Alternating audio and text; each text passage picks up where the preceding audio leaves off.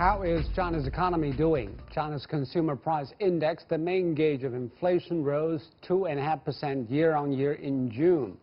But the producer price index fell 3% in the same period. So where is the country's supply and demand going? With stocks prices rallying, what does the looming bull market mean? And what factors are driving or decreasing China's economic growth? To find out about that, I'm joined by Professor John Gong from the University of International Business and Economics, Professor Qian Jun, Executive Dean of the Fanhai International School of Finance at Fudan University, and Steve Keen, the crowd-funded Professor of Economics on Patreon. That is our topic. This is Dialogue. I'm Zhou Yue.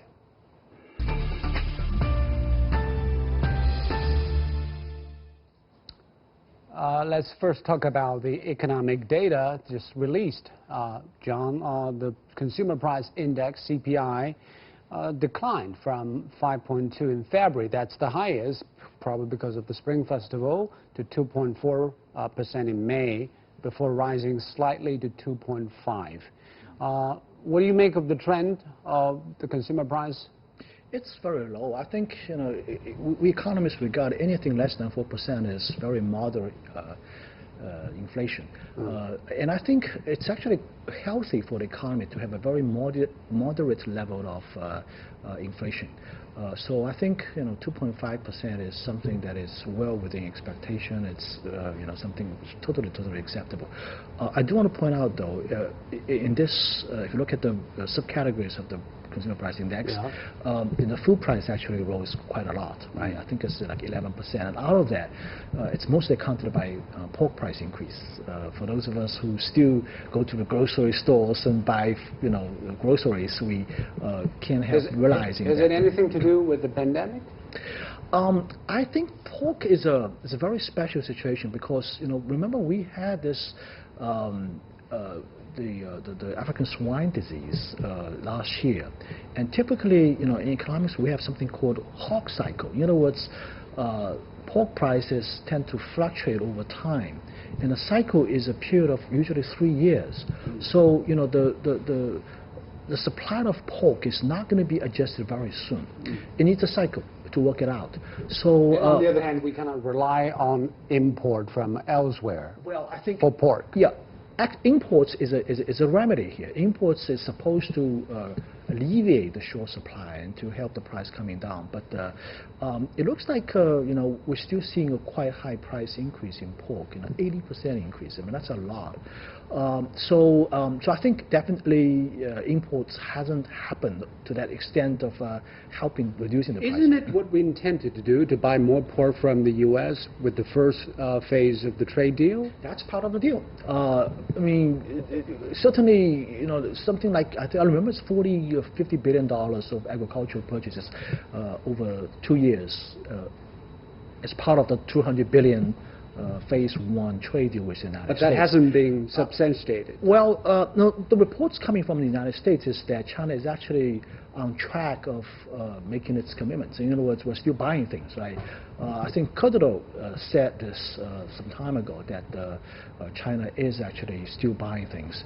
And I think what I've got the news is that the Chinese government is quite serious about implementing the first phase of the trade deal, at least with respect to the agricultural purchase. But energy is a different story. But not as much as many American sellers expected. And is that understandable? Because of course the demand is drawing down. Remember, there's also a supply issue here. Some of the slaughterhouses in the United States are affected by coronavirus. Yes, some of that are closing down. So I'm wondering, that may be a factor. I think that could be a serious factor because supply is not meeting demand, right? Even though we're willing to buy, they can't deliver.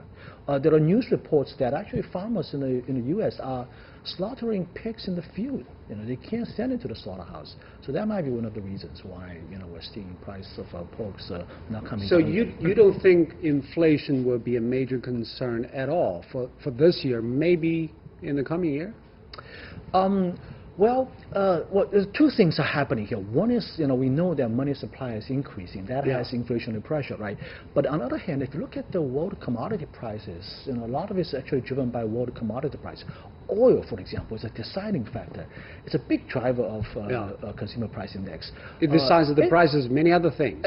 Exactly. 20% of any cost is actually related with transportation costs, which is driven by oil price. And that price is being low consistently. Very low. Even now, it's only coming around to like $40 per barrel. So I think West Texas Intermediate WTI price is even less than $40 per barrel.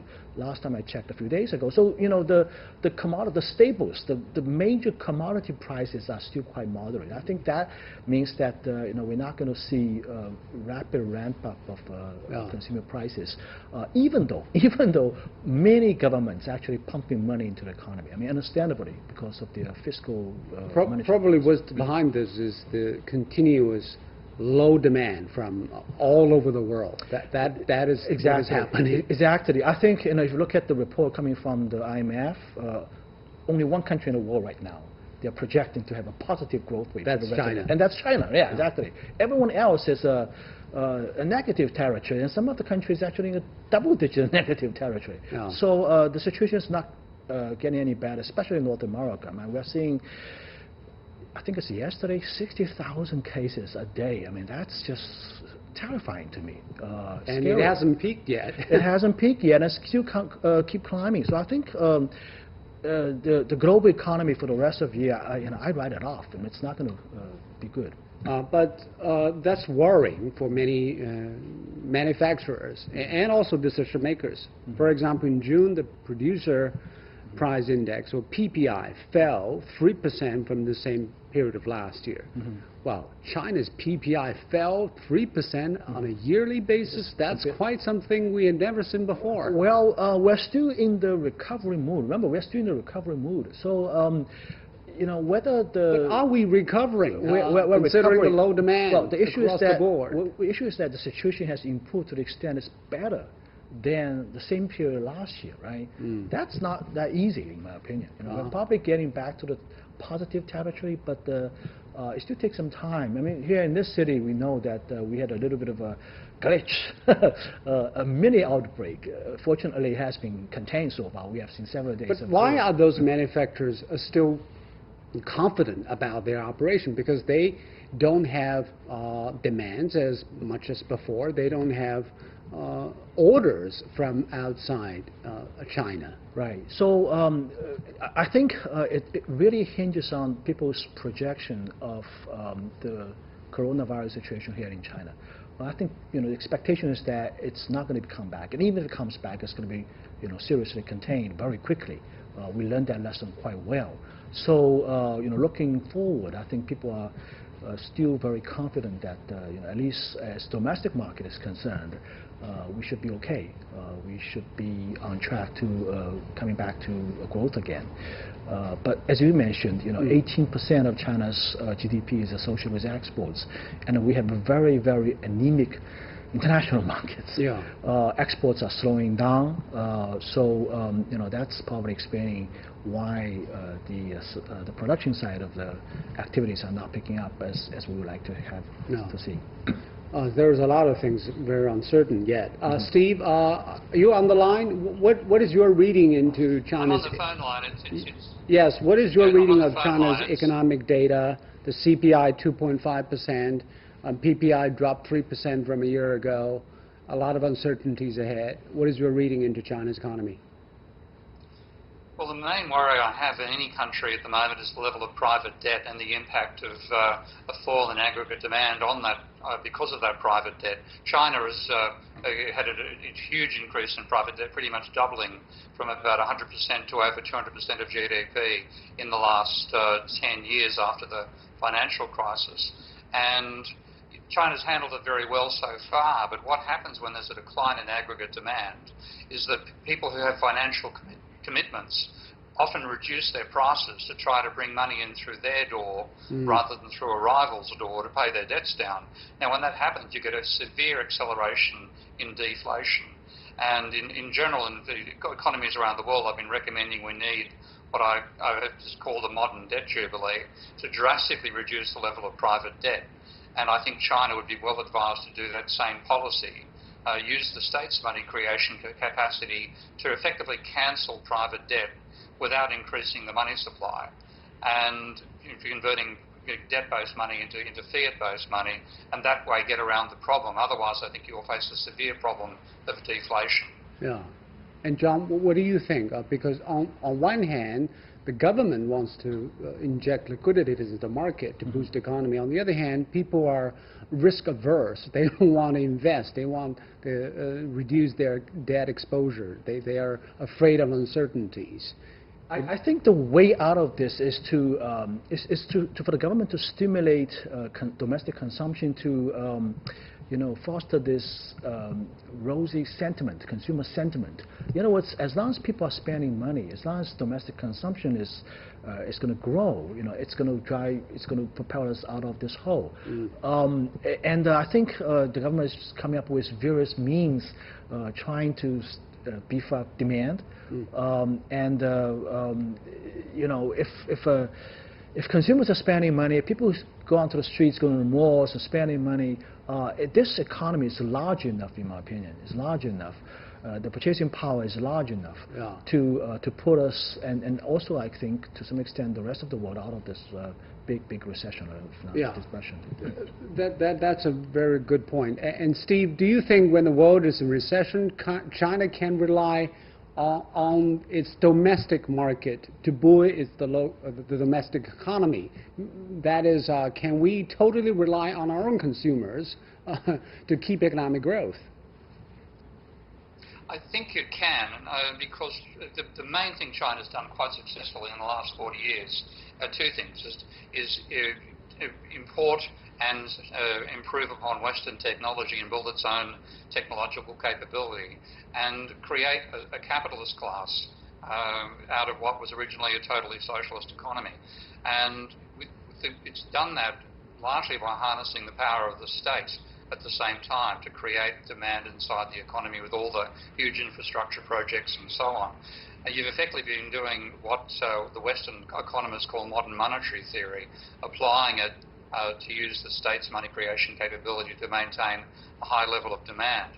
You're now about to lose about 20% of aggregate demand courtesy of the decline in exports. You could replace that by the state's demand creation capability, and it could be amplified by reducing the private debt burden through what I call a modern debt jubilee, so that people feel freer about spending as well. Wow. And will the government continue to invest and also invest in those social programs so that people are more willing to spend? Yeah, I mean, what Beijing municipal government is doing is to match funds for people's expenditures. That's a very good way of pumping up demand. And in addition to this, I think the central government is also talking about starting some major, what is described as soft infrastructure projects. Right? I really haven't seen a lot of much progress. Yeah, but I see some project announcements, but I haven't seen really big announcements. Unlike in the 2008. Is this the designed pattern, slow progress? I think the central government is a little bit concerned. Because those are huge projects involving a lot of money. Yeah, well, I think the government is concerned about overshooting the recovery, because in a natural disaster like this, the recovery is actually pretty, called a V-shape. So you're saying probably the decision makers are very comfortable already with 1% growth when the rest of the world is still deep in recession. The point is that they probably don't want to really invest to such a large extent, but still they want to talk about it. You want to talk about it because it's all about consumer sentiment, right? So you want to have confidence in investors that the government is doing something. I think that's important. Talking about confidence, Qianjun is on the line. Qianjun, the recent bull rally on China's stock market has got a lot of people surprised, especially after Monday's huge surge. That is the biggest single-day gain in half a decade. First of all, what is driving the rally, and do you think it is overshooting? Qianjun? So I think there are two sets of factors at least. One is, yes, can you hear me? Yeah, go ahead. Can you hear me? Hello? Yes, can you hear me? Yeah, go ahead, Chen Yun. All right, so there are two sets of factors driving the rally. Yes, so the first set of factors is fundamental. The Chinese economy is recovering. Actually, the pace of recovery is leading the world in terms of major economies. So the fundamentals for the stock market is good. The stock market is due for a rally. But is that good enough to have such a 5% jump in a single day? So much in one day. Right, that's right. So the problem at the same time is, especially given the past experience with the Chinese stock market, is that this is also capital driven, in a sense that there's a lot of capital in the economy, in the hands of investors. They were looking for projects, especially projects for a quick return. And in the past, usually these projects include the stock market or the real estate market. So the capital is also fueling the rally. So that part we have to be very cautious. But at the same time, there is room for a fundamental driven rally. It's just that we prefer that the rally is smoother. Yeah. Basically we want the rally to be on a slower pace, lasting for a longer period of time, rather than going up like this very quickly, because you don't want to see the rally going that fast, because after that there might be a lot of volatility ahead. Yes, indeed. And Steve, probably the last thing decision makers want to see is that the liquidity go to the stock market rather than investing or consuming. Are their worries legitimate? Absolutely. That's where most of the money created in the West has gone to in the last 30 years. And what you can see as a result is massive equity bubbles, a gigantic increase in inequality and social tensions coming out of that, and the dependence upon continuing rising asset prices, which now means central banks are more concerned about reviving financial markets, which are already overvalued, than they are concerned about reviving the real economy. So you don't want to get caught in that sort of social trap. Again, this is one reason I think that the government has to constrain what banks lend to stop them lending to finance asset bubbles, and encourage them to finance both entrepreneurial activity and working capital by corporations, which is an area that Western banks almost completely abandoned in the last 25, 30 years. And Chen Jun, are we seeing some good signs about the fundamentals, as you mentioned? Are entrepreneurs going all the way in, investing? Are people eager to buy things? What do you make of the first half of the year economic performance? Are we in V-shaped recovery? I would say that there. I would say there are definitely signs that the economy, in fact, the economy is recovering. Whether it's a V is yet to be seen. At the same time, if you look at investment, certainly there are sectors that the investors are going in. Not only pumping money in the stock market, but there are sectors where investors, including VCs, are investing in the real economy. What are the sectors? These sectors include medical sciences, right, so there are at least two sectors we know that have attracted a lot of money. One is healthcare related, biosciences, and the other sector is related to technology, especially technology for what we call digital economy. Those two sectors, not only the stocks are doing great, but also the real sectors are getting money. The problem is there are other sectors, including the services and consumption sectors, the recovery is slower, partly because the demand is still weak. We see that manufacturing has been recovering better than services sectors. And I agree with the previous guest saying that we need to be careful that where the extra liquidity goes. We would prefer that goes to households, goes to real sectors, especially small and medium enterprises. small and medium enterprises are still in need of capital. So that's why I said there is the fundamental side, that there's room for a rally for the stock market, but we don't want it to be only driven by capital, injected capital, rather than fundamental. And Steve, many people are surprised why China's consumption and services haven't been catch-up speed as faster than we want, because we are basically out of the coronavirus threat already. Many people believe why it cannot pick up speed. Yeah, and it's something which should recover, but again, I think people have been given a hell of a surprise by the coronavirus, and that may have smashed on the head tendencies towards conspicuous consumption in China. I've spent enough time in China seeing people start shopping in luxury shops, and it takes a positive attitude to the future to do that. Of course, Chinese people had every reason for that before coronavirus struck. Now that it has, I think you've seen quite a substantial change in people's attitudes. And that may indeed help in the future, because I think we have to direct consumption or direct GDP away from consumption now and away from normal investment towards preparing for climatic crises. That's where most of the spending should go, not to more Gucci handbags and even not to more automobiles and so on. It should be going into getting ready for a post-climate crisis economy and ecology. John, do you think people's sentiment are not very stable at the moment? People are still very uncertain about the future. They want to keep their money. Well, I think it depends on what strata of society we're talking about. I think for a lot of middle class people, there is a concern about job safety, for example. Yeah.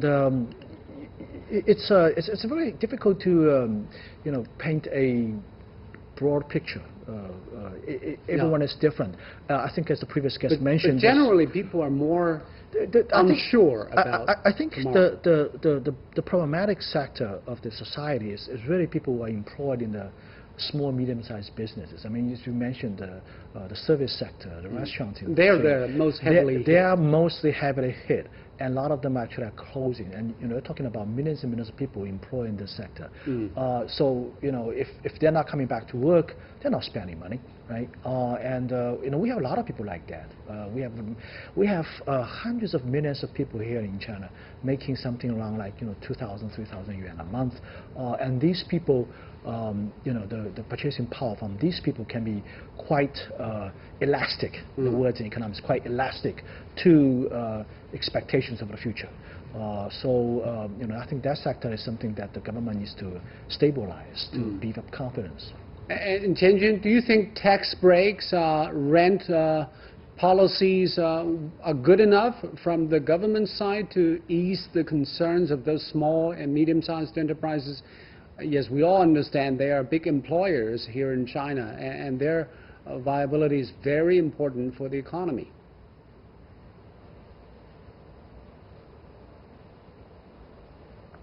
So certainly cutting their expenses is important, as we have seen. But I agree with the other guest that this type of support, first of all, needs to continue.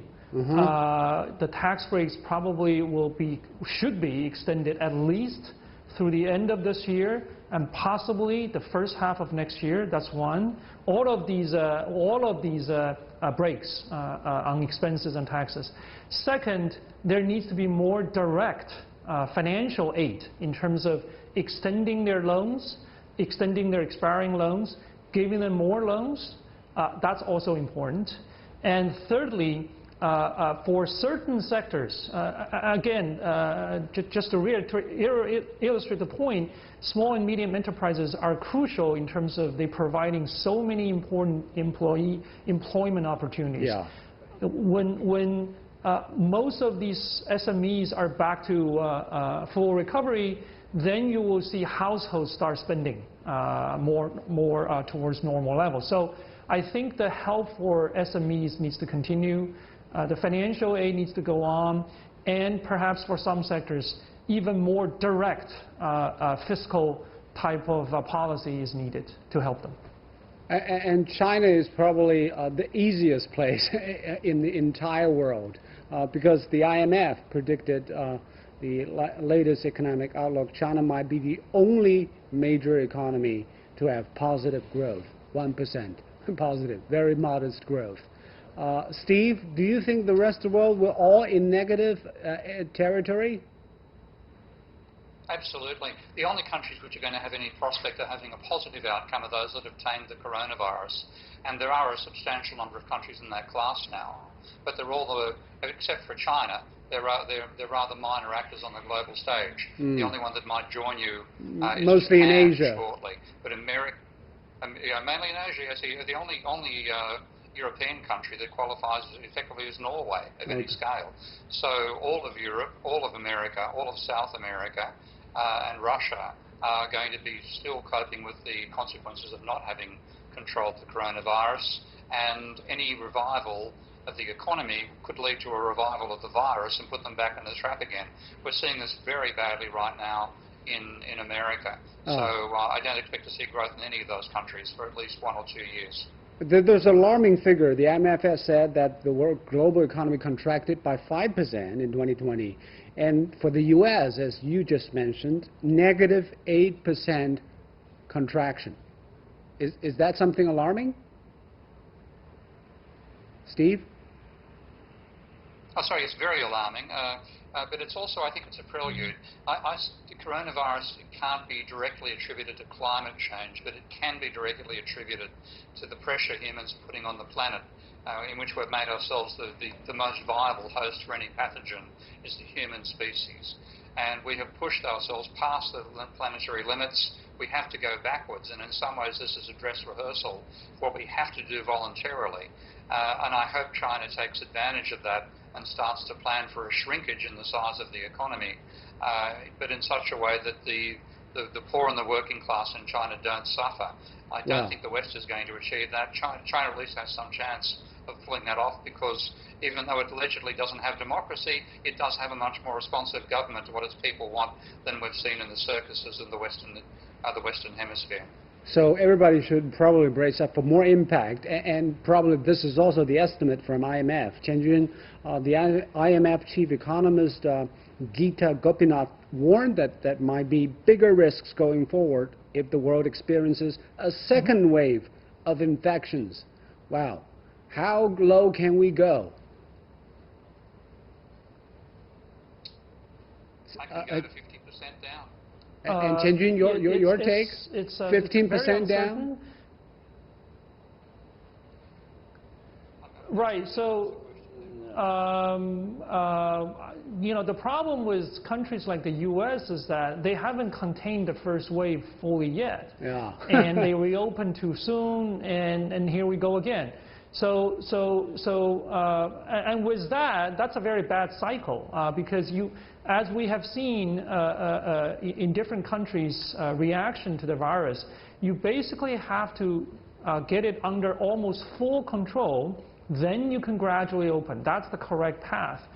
Asian economies have done that. You've seen some European economies are ready to reopen. That's the correct process. What's been going on in other countries like Brazil and U.S. is that they haven't done the first step, and that makes the path forward very uncertain. Yes, it could be actually much worse. John, you had something? Yeah, very quickly. I think the problem with the United States is that decisions are made at state level. Some states are opening prematurely. Some states are doing quite well. But then the problem is that the whole country will suffer as a result. Exactly. So that's the issue here. Yeah, no coordinated policy on health will result in an economic catastrophe. Right. All right, we're running out of time. Thank you very much, John. Thank you, Chen Jun. And thank you, Steve. You've been watching Dialogue here on CGTN. I'm Zhu in Beijing. Goodbye.